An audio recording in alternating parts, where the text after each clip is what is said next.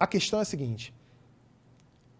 Hoje em dia, a tal liberdade de opinião ou liberdade de expressão está sendo confundida com crime, com apologia ao crime, com incentivo ao crime, ou até mesmo com você brincar ou sabotar a saúde das pessoas.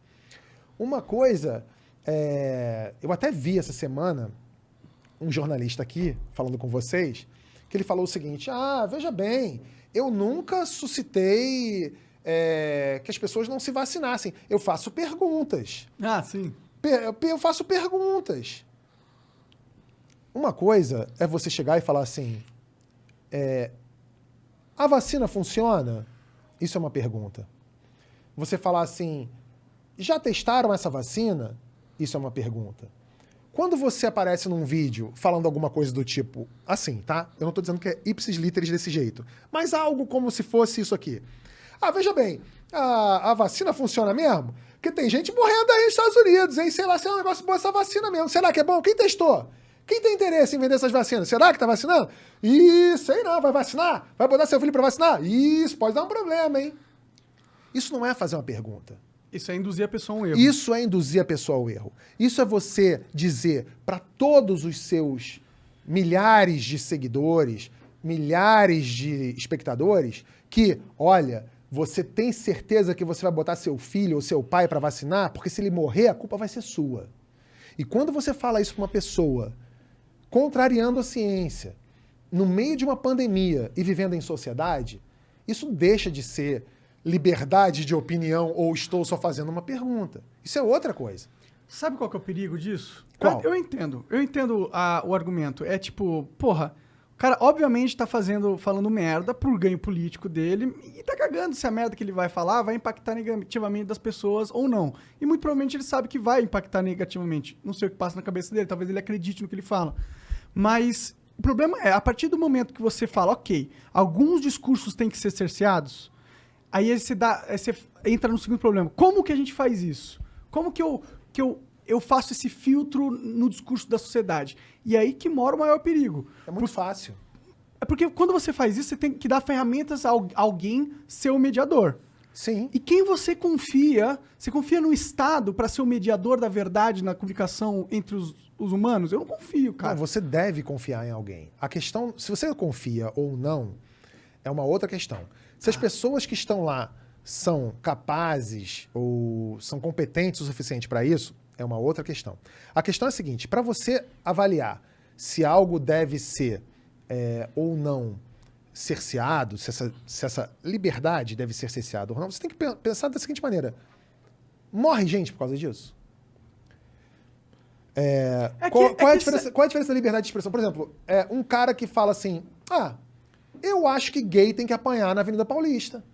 E um cara que fala que, porra, eu amo refrigerante. Nossa, com açúcar, então, amo pra caralho. Eu quero beber refrigerante, acho que todo mundo devia beber refrigerante. Tipo... É crime beber refrigerante? Mas vai causar morte se as pessoas beberem mais refrigerantes ao longo da vida? Vai, A pergunta não é essa. A pergunta que eu te fiz é a seguinte, é crime beber refrigerante? É crime duvidar se a vacina funciona ou não? Não, você pode duvidar. E pode falar que duvida? Não, você pode falar que duvida. A questão não é que ele fala que duvida. Ele fala que duvida... Com intenção maligna. Não é uma intenção. Ele faz isso com a intenção de que as pessoas sabotem a vacina.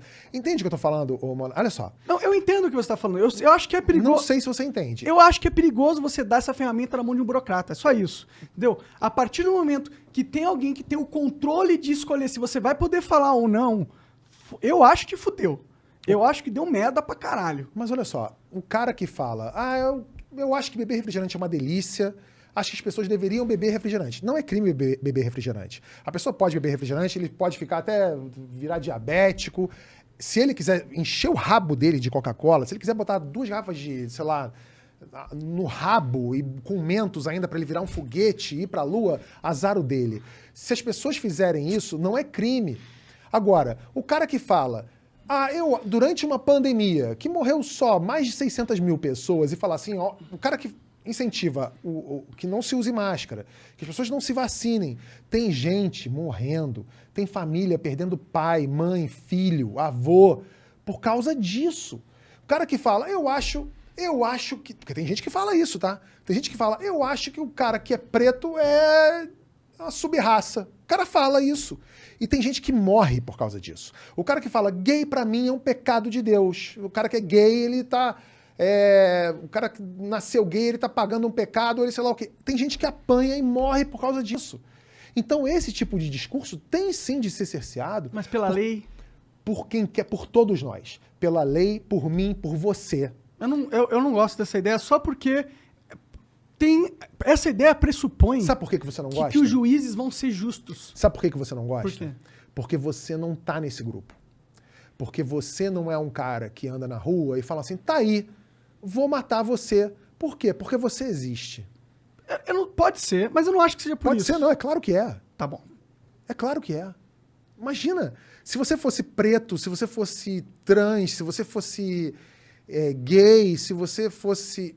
Se tivesse morrido alguém da sua casa, próximo a você, porque a pessoa acreditou em alguém da rádio XPTO que disse que vacina não era legal e a pessoa morreu, talvez até o seu luto demorasse a chegar, mas por causa da vacina. Mas todos os outros restos, todas as outras situações, com certeza você pensaria assim. E aí, por isso, eu pensaria que vale a pena eu dar na mão de um burocrata o poder de cercear a liberdade de expressão dos cidadãos. Se esse